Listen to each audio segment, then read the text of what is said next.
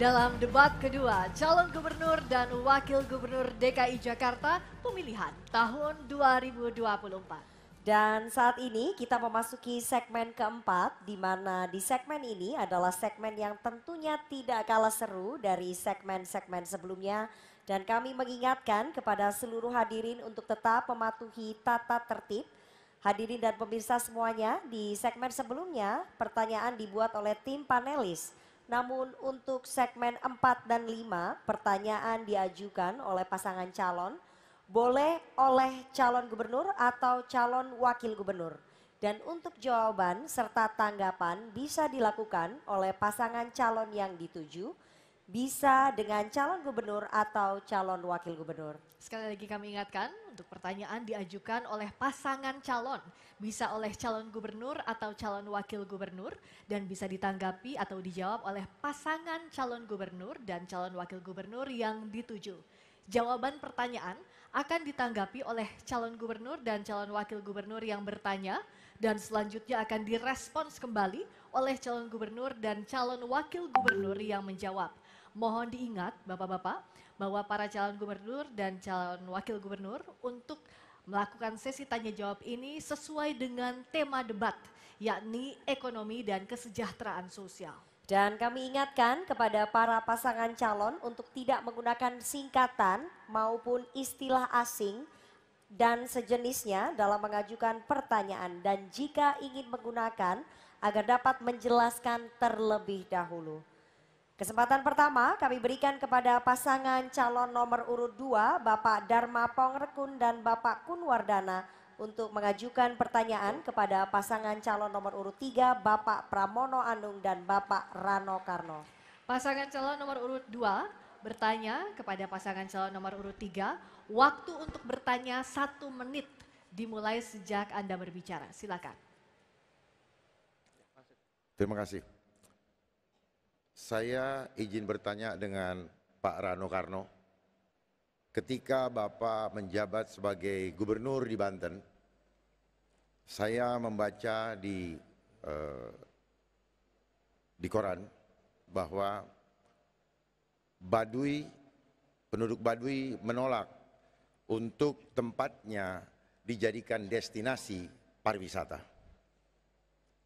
Kalau saya melihat bahwa Bapak selama ini adalah orang yang menjaga ketahanan budaya, maka ada sesuatu yang kontrari efek dengan yang Bapak lakukan.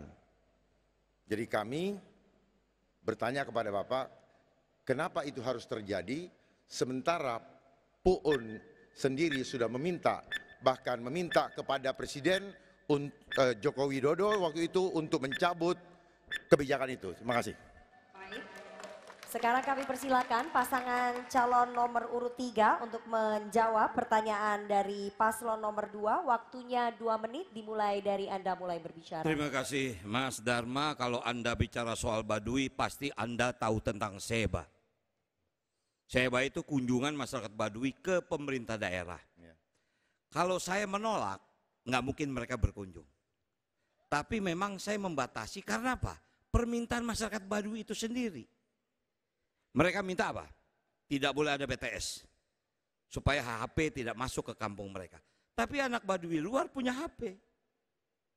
Mereka tidak ingin punya sekolah. Tapi mereka berpendidikan.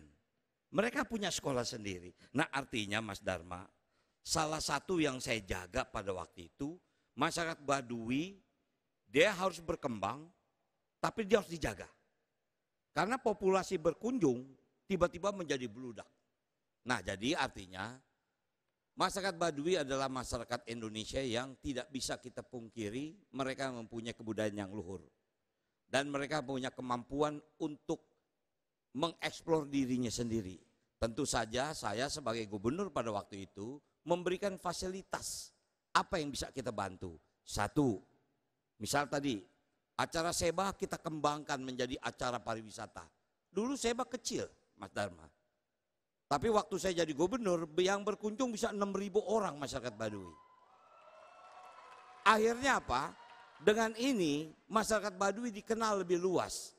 Itulah yang memang membuat mereka tiba-tiba ketakutan.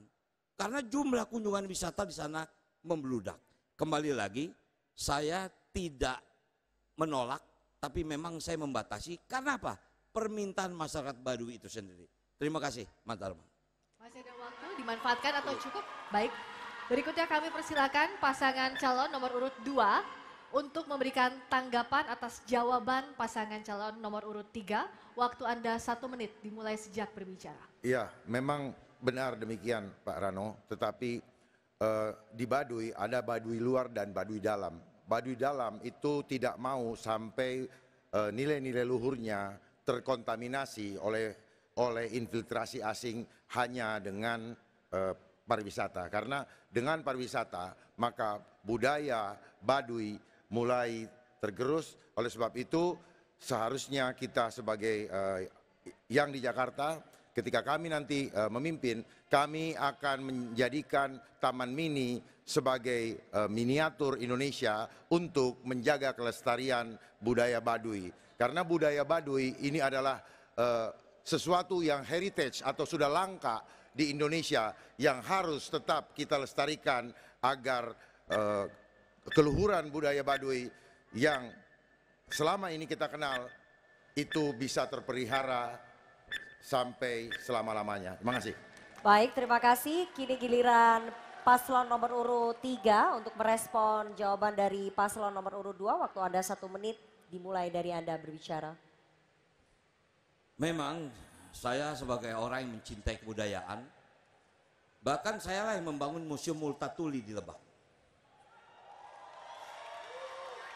Saya membuat perpustakaan Saijah Adinda di sana. Karena Lebak ini masuk dalam sejarah bangsa.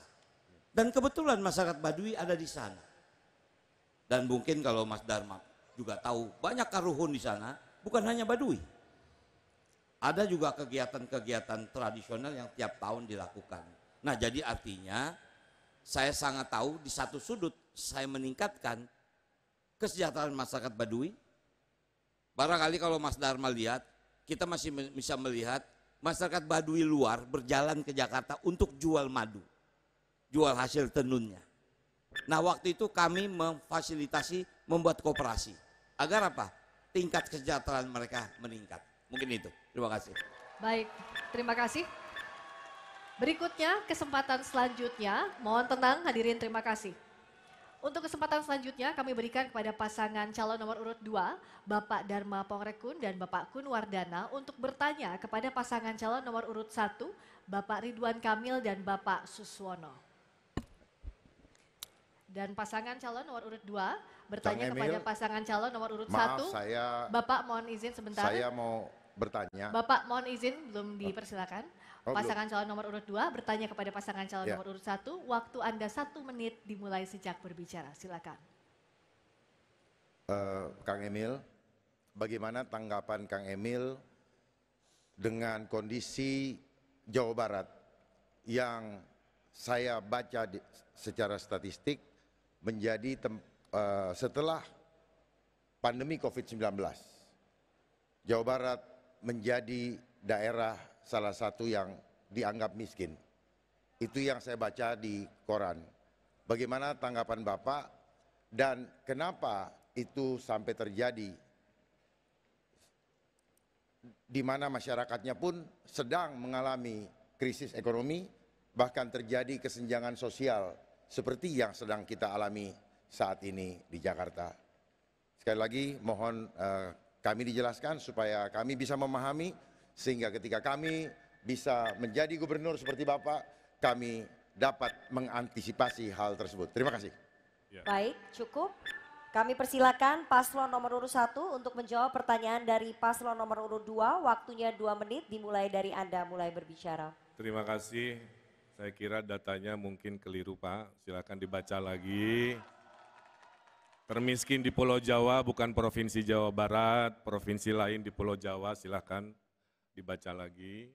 Yang kedua, waktu saya memulai jabatan sebagai Gubernur Jawa Barat, desa tertinggal dan desa sangat tertinggal itu ada 1.100. 5 tahun kami bekerja dengan pemerataan ekonomi, dengan ekonomi digital desa, dengan program-program pemberdayaan pesantren-pesantren di desa. Hasilnya Pak Dharma, dari 1.100 desa tertinggal sangat tertinggal, di akhir jabatan kami jumlahnya menjadi 0. Kami berhasil mengenolkan desa miskin, tertinggal sangat tertinggal, sehingga mendapatkan penghargaan tertinggi dari Kementerian Desa karena inovasi-inovasi pengentasan kemiskinan. Yang kedua, kami merasa bahwa Jawa Barat memang berbeda dengan Jakarta. Kami banyak mengurusi desa, 5.700 pedesaan, sehingga banyak hal-hal yang menurut saya membuat kami harus lebih bijak, tidak hanya membahas perkotaan. Dan tolong diingat, kami ini adalah dari semua yang hadir di sini, saya mengalami ujian sebagai pemimpin yang anggarannya harus direfocusing, yang tadinya untuk infrastruktur, kami geser untuk kemanusiaan, untuk bansos, untuk hajat hidup, dan lain sebagainya. Dan selama kekurangan dana seperti itu, kami mendapatkan penghargaan dari UNDP sebagai provinsi terbaik penanganan COVID di Asia Pasifik. Terima kasih. Baik, cukup. Waktunya habis. Sekarang kami persilakan kepada paslon nomor urut 2 untuk memberikan tanggapan dari jawaban paslon nomor urut 1. Waktu Anda 1 menit dimulai dari Anda mulai berbicara. Mohon tenang. Seandainya saya menjadi seorang gubernur, jijik saya kalau saya bodoh. Jijik saya kalau saya pengecut. Jijik saya kalau saya pengkhianat. Maksudnya apa?